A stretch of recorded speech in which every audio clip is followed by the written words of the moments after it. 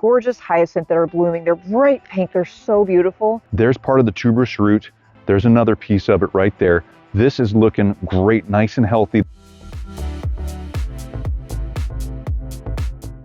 Hey everybody, Hey guys. We wanted to say hi to you, and we wanted to show you, we've been really busy the last couple of months, February and now into March. Yeah, we've had a lot of speaking gigs going on, a lot of travel. We're finally getting back out in the garden.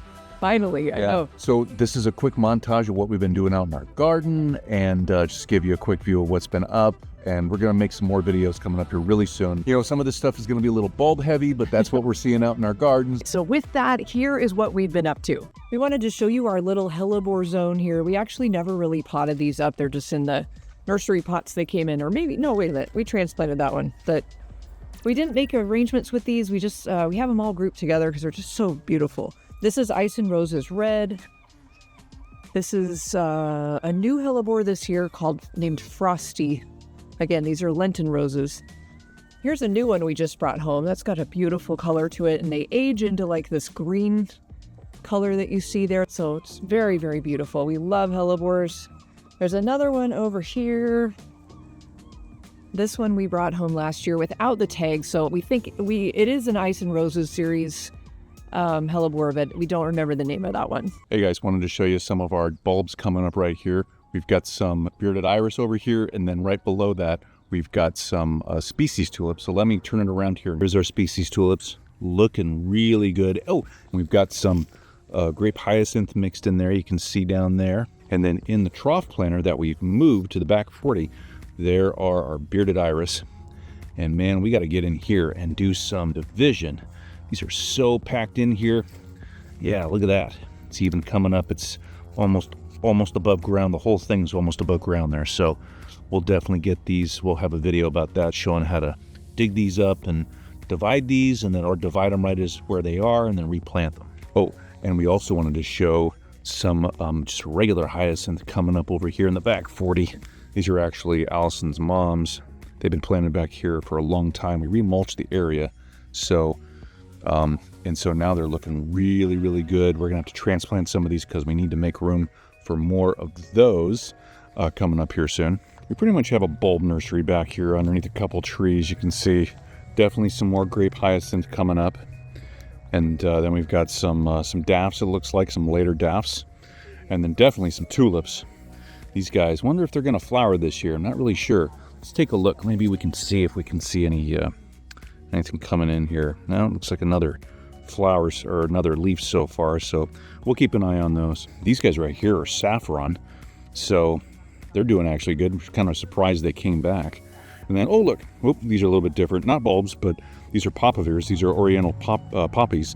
Yeah, oriental poppies. So yeah, so we're gonna move some of these around, repurpose some of these, add these to different containers here soon, and we'll show you all that coming up. And there's Allison. She's doing some solo video on some stuff going on in the garden. So there's Sean filming a video behind me. Hi. And I wanted to show you guys this. We have pots of bulbs coming up everywhere. We thought we found them all and got them grouped off into like a different area of the garden, but we missed a whole bunch. We have this pot down here, kind of almost can't even see it. There are tulips coming up, which who knows if those will flower this year or not, but we need to move this. Look at how beautiful these are. We love these anemone blondas. They're so delicate. They have this beautiful frilly foliage, and that is a really bad place to enjoy that container. As you can see, there's another pot over here. We've got tulips coming up. We've got hyacinths. There are more windflowers, I think those are right there. There's daffodils. This is just a complete hodgepodge of bulbs. And then we have some perennials that we planted over the top of it, so that's always a good idea, right? And this is a dahlia, I think, yeah. There's another surprise planter that we thought we got all of these moved out of, and we did not. So we've got a whole bunch of daffodils and tulips below one of our vermillionaire Cupias that needs to be cut back. And what else is it here? I don't even know. That's kind of a mess, right? Can't really enjoy those. Sean to the rescue. Yay. But there's like a random tree growing out of it too. I don't know what that is. So where am I going? Maybe just right here for now. Okay. Let's highlight the windflowers. The windflowers, we forget every year how much we love those. They open and close depending on how much light is available. Oh, there's even strawberries. Where? In the back.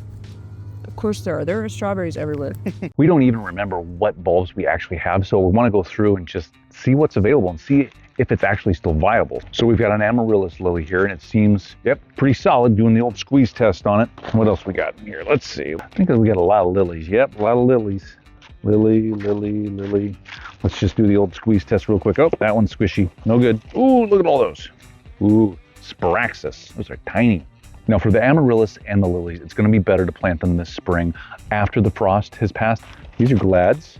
They're still good. Yeah, we've got a lot more glads. More Monamore, gladiolus. Yeah, they've been in storage for now a whole year. So yeah, more glads. We've got a ton of glads we've got to plant, honey.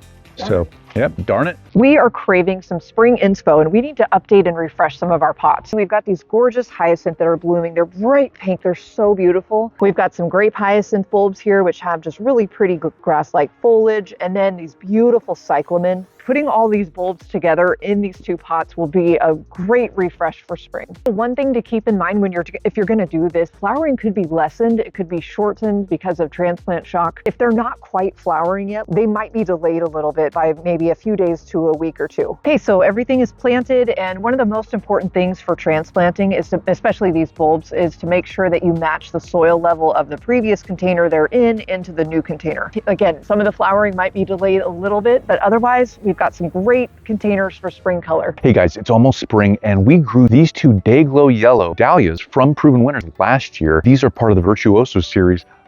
Did that bug just come and smack into my hand? I didn't see that.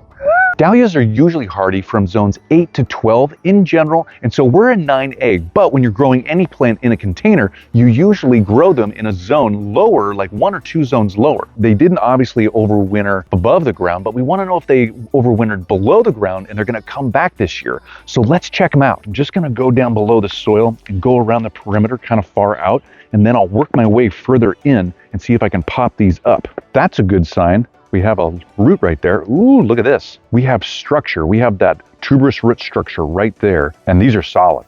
Yep. So this one's going to come back. So let's check this other one. We see some structure. We see some active roots. This is good. There's part of the tuberous root. There's another piece of it right there. This is looking great, nice and healthy. There's no squishiness to it. We have active growing roots. So now that we know that these are going to come back this next year, we need to rebury them because it's the beginning of March and we don't want them to get any freezing damage. We thought today would be a good day to check on all the dahlias we have in storage right now. And so we're looking through them and we found this. Super gross and moldy. Gross. Yes. Now the good news is that you don't have to throw the whole dahlia away, thankfully. You just have to cut it out very carefully. The rest of the dahlia is healthy and should be fine. So I'm going to have Sean take over from here. Hey guys, so basically on these tuberous roots, they're all connected to a central location by these necks. You can see there's one right here. Here's our bad one. So all you need to do is find that neck and take your snips, get in there, and cut that away. Cut out the dead and diseased as best you can. You might not be able to get everything, but get most of it. You know, it's always a good idea periodically when you store your bulbs to take a look at them to see if there's anything like this going on. After using these snips, we're going to need to disinfect these in probably a 10% solution of bleach or something else, so we're not passing this around to the other bulbs. We've got a little bit of mulch to spread over here. Plenty of places we need to place it around the garden. A lot of places to put it. Yep. We have a lot of my mom's yard that we'll put this in, but a lot of our containers we plan on spreading with at least a 2 to 4 inch layer of mulch. So today it begins. Yep, and we've got an area of mulching that we need to do for pathways around the back 40, so we'll get to that too. Yeah, we got a little bit of mulch here. So, yep.